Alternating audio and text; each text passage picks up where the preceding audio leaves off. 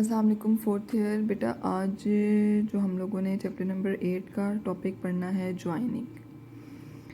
ठीक है, ज्वाइनिंग क्या होती है? अब जैसे आपको नाम से ही पता चल रहा है, joining is use to combine the rows from multiple tables. जब हमारे पास दो या दो से ज़्यादा टेबल्स को हमने क्या करना होता है, उनकी रोज़ को कंबाइन करना होता है, तो हम क्या करते हैं, ज्वाइनिंग यूज़ करते हैं। A join creates table with all the retrieved columns from table specified in the join। तो हम जो दो टेबल्स हम ज्वाइन कर रहे हैं, ठीक है, उनके तमाम कॉलम्स क्या हो जाएंगे, हमारे जो रिजल्टिंग टेबल है उसके अंदर क्या होंगे, अपेयर होंगे। अच्छा, इसको लिखने का वो कह रहा है तरीका क्या है, आपने सिलेक्ट करना है, select asterisk from A and B. अच्छा, फ्रॉम ए एंड बी आपको पता है क्या है कि टेबल्स हैं, और सिलेक्ट ऑल मीन्स के ए और बी दोनों टेबल्स के तमाम कॉलम्स को आपने क्या करना है, सिलेक्ट करना है। सो वो कह रहा है कि above A and B are tables and it will create a temporary table with the both rows from Cartesian product of table A and table B। ठीक है, if table A contain 5 rows and table B contains 10 rows, the above statement will retrieve 5 into 10 यानी 50 rows। वो कह रहा है कि अगर table A और B हमारे पास दो टेबल्स हैं, A में हमारे पास 5 रोज़ हैं और बी में हमारे पास 10 रोज़ हैं, और हमने इन दोनों टेबल्स की को क्या करना है, इनको ज्वाइन करना है, तो जो हमारे पास इनका जो प्रोडक्ट आएगा ए इंटू बी, ठीक है, उसमें इन दोनों की रोज़ क्या हो जाएंगी, मल्टीप्लाई हो जाएंगी। तो जो हमारे पास रिजल्टिंग टेबल आएगा उसमें कितनी नंबर ऑफ़ रोज़ आएंगी, 50, यानी कि हर रो जो है वो इसकी हर रो से क्या होगी, मल्टीप्लाई होगी।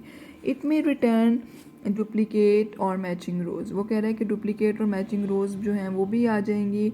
अ join requires horizontal filtering to display the desired rows. तो इसलिए हम चाहते हैं कि अगर हम जस्ट अपनी डिज़ायर्ड जो रोज़ हम देखना चाह रहे हैं वो फ़िल्टर होकर आएँ, तो उसके लिए बेटा फिर हमें कोई ना कोई कंडीशन लगानी पड़ेगी, जैसे select all from A B where X is equal to Y. अब एक्स और वाई क्या है, ये कॉलम है कि ए टेबल का एक्स कॉलम बी टेबल के किसी वाई कॉलम से क्या होना चाहिए, मैच होना चाहिए।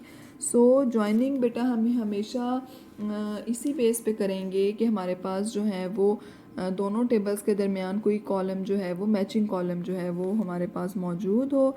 ठीक है, तो इसमें वो कह रहे हैं the tables must have at least one matching column in order to be join. ठीक है, तो ज्वाइनिंग के लिए ये इस चीज़ का होना ज़रूरी है कि दोनों टेबल्स में हमारे पास कॉमन जो है वो एट्रीब्यूट हो। A join between two tables should have at least one join condition between them.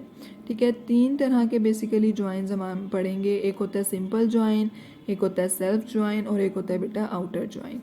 ठीक है, सिंपल ज्वाइन में आगे मज़ीद दो सिंपल ज्वाइन को वो आगे मज़ीद दो क्लासेस में डिवाइड कर रहा है। एक होता है बेटा इक्वी ज्वाइन और एक होता है नॉन इक्वी ज्वाइन। ठीक है, तो सबसे पहले हम सिंपल ज्वाइन देखते हैं। It is the most simple common type of join. It retrieves rows from two tables. These tables should have a common column or set of columns, ठीक है, that can be logically related. It is further classified into equijoin and non-equijoin। तो इक्विजॉइन में क्या होगा, जैसे नाम से ही आपको पता चल रहा है, इक्वी मीन्स के इक्वल हो, कोई ऐसे एट्रीब्यूट कॉलम हो जो दोनों इक्वल हों। A type of join that is based on the equalities is called equijoin. ठीक है, इसको लिखने का तरीका क्या है बेटा, सिंटैक्स आपने इसका देखना है। सिलेक्ट में क्योंकि हमारे पास दो टेबल्स हैं, ठीक है, तो हमने दोनों टेबल में से कॉलम्स को डिस्प्ले करवाना है। तो जो टेबल 1 का कॉलम होगा उसके साथ हमने लिखना है टेबल 1 डॉट कॉलम और टेबल 2 डॉट कॉलम। ठीक है, यानी कि टेबल 1 और टेबल 2 की जगह यहाँ पे आपके टेबल के नेम आएंगे। From table 1 table 2 where table 1 column 1 is equal to, यानी कि टेबल 1 का कोई ऐसा कॉलम जो टेबल 2 के कॉलम से क्या हो, इक्वल हो। ठीक है, अच्छा, अब यहाँ पे एग्जाम्पल हम इसको देखते हैं। वो कह रहा है कि हमने write a query that display employee number, employee name, department number, department name and location from employee and department number table. अच्छा, अब यहाँ पे बेटा दो टेबल्स को वो क्या कर रहा है, कंबाइन कर रहा है, तो हमने सबसे पहले तो फ्रॉम में लिखना है EMP एम्प्लॉय टेबल और डिपार्ट टेबल। अच्छा, अब ये एम्प्लॉय नंबर किसका एट्रीब्यूट है? एम्प्लॉय का है, तो हमने उसके साथ उसका टेबल नेम ज़रूर लिखना है। तो हम कहेंगे employee dot employee number, employee dot E name and employee dot department number. ये 3 एट्रीब्यूट्स किसके हैं? एम्प्लॉय के हैं। उसके बाद depart dot D name, depart dot location, ये 2 एट्रीब्यूट्स किसके हैं? डिपार्ट टेबल के हैं। अब कंडीशन क्या होगी कि employee dot depart number is equal to depart dot department number. तो हम देखते हैं, अगर मैं यहाँ पीछे आऊँ, जो हमारे मेन टेबल्स हैं, ठीक है, इसमें देखें बेटा, हाँ जी, अब हमारे पास ये जो डिपार्टमेंट टेबल है वो कह रहा है इसका जो डिपार्टमेंट नंबर है, ठीक है, वो क्या होना चाहिए? इस डिपार्टमेंट नंबर के इक्वल हो। ठीक है, तो आप देखें इसमें जो वाला 10 है, यहाँ पे 10 कहाँ पे मैच हो रहा है? ये वाला। ठीक है, तो वो इसकी रो को एक्सट्रैक्ट करेगा। उसके बाद देखें इसका जो 20 है वो इसकी 20 से जहाँ से मैच हो रहा है उसको एक्सट्रैक्ट करेगा। इसका जो 30 है वहाँ के 30 से जो मैच हो रहा है उसके साथ करेगा। 40 क्योंकि वहाँ पे है नहीं, इसलिए 40 को वो क्या करेगा? मैच नहीं करेगा। तो आप देखें यहाँ पे 20, 30 और 10 वाले जो जितनी रोज़ मैच हो रही हैं, जो जो डिपार्टमेंट नंबर मैच हो रहा है, वो सबको क्या कर देगा? वो लिख देगा। ठीक है, तो यहाँ पे वो इसकी डिटेल बता रहा है कि in the above example the statement employee dot department number is equal to department dot department number performs the join operation. It retrieves rows from both tables if both have the same department number. तो ये वो वाली रोज़ बेटा extract हुई हैं जिनका department number match हो गया है। ठीक है, the where clause uses is equal to operator to perform a join, so it is a equi join. तो इक्वी ज्वाइन के अंदर हमेशा हम कौन सा ऑपरेटर यूज़ करते हैं? इज इक्वल टू वाला। The column names are prefixed by table name because both tables have the same column name department number. The table name distinguish between them. If column name are unique, it can not be necessary to table name.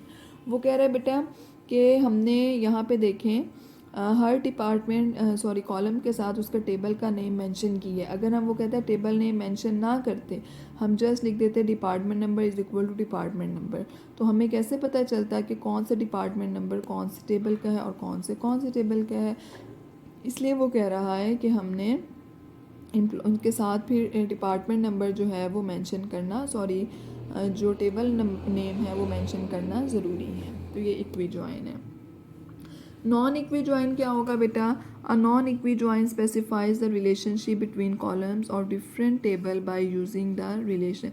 इसमें यानी कि is equal to के अलावा जो बाकी जो relational operators हैं ये आप यूज़ कर सकते हैं।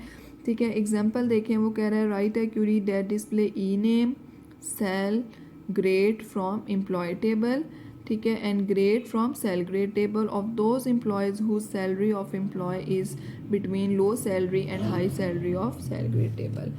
तो अब आप यहाँ पे देखें 2 टेबल्स को कंबाइन कर रहा है, ई एम्प्लॉय और सेल ग्रेड।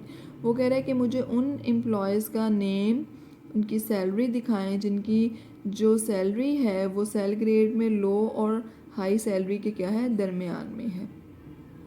ठीक है, तो आप सिंपल लिख सकते हैं select employ dot E name, employ dot salary, और ये ग्रेड कहाँ से ले रहा है? वो सेल ग्रेड से।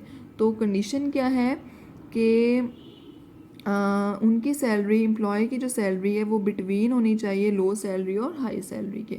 तो आप देखें एम्प्लॉय डॉट सैलरी बिटवीन, ठीक है, ये बिटवीन ऑपरेटर है, sal grade dot low salary and sal grade dot high salary. तो अब आप देखें कि जिन एम्प्लॉयज़ की सैलरी लो सैलरी और हाई सैलरी के दरमियान में होगी वो यहाँ पे अपेयर हो जाएंगे, और बाकी जिनकी सैलरी इनके दरमियान नहीं है या किसी से कम है या ज़्यादा है तो वो यहाँ पे नहीं होंगे। तो यहीं तक बेटा हमने इसको देखना है। आपने जो है ये वाली जो क्यूरी है, ठीक है, इसको खुद हर एक सिंगल सैलरी एम्प्लॉय की सैलरी को मैच करके देखना है कि ये किसकी हो रही है और किसकी नहीं हो रही। ठीक है, और जो आपने सिलेक्ट में कॉलम सिलेक्ट करने हैं वही वाले यहाँ आपके रिजल्ट टेबल में डिस्प्ले होंगे।